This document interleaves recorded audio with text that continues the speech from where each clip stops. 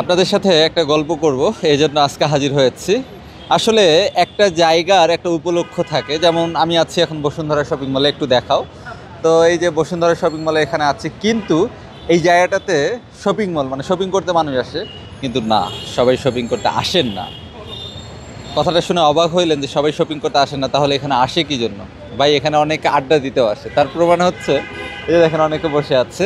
বসুন্ধরার সামনের যে স্পেসটা আছে, এই যে এখানে সুন্দর কিছু গাছ আছে, ঝর্ণা আছে, এবং সামনের স্পেসটাতে অনেক মানুষ বসে থাকে, হাওয়া খায়, আড্ডা দেয়। ঠিক এই জায়গাটা শুধু শপিং করার জন্য নয়, এখানে মানুষ আড্ডা দেওয়ার জন্য, একটা বিকেলবেলা সন্ধ্যার দিকে এখানে বসে থাকার জন্য আসে, গল্প করার জন্য আসে, বন্ধুরা আড্ডা দিতে আসে।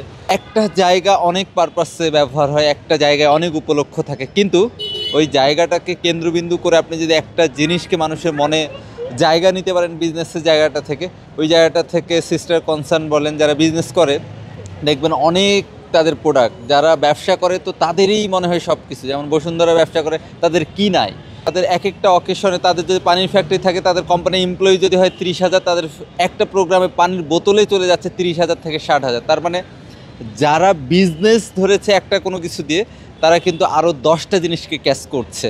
ঠিক বসুন্ধরা দেখে আমার এতটুকু মনে হচ্ছে যে তারা কি নাই, টিস্যু, পানি, shopping mall, to Z business, তারা রাজত্ব করছে, একটা দিয়ে আরেকটা তারা ক্যাচ করছে। তো দিন শেষে এতটুকু বলবো, একটা ব্যবসায় বছন, এক জায়গায় আপনি মানুষের মনের জায়গা নেন। আমার যেটা মনে হয় যে ইনশাল্লাহ আপনি ধীরে ধীরে অনেক জায়গায় সেরা হবেন। তো এই আর কি, এই তো বসুন্ধরা থেকে ভালো থাকবেন।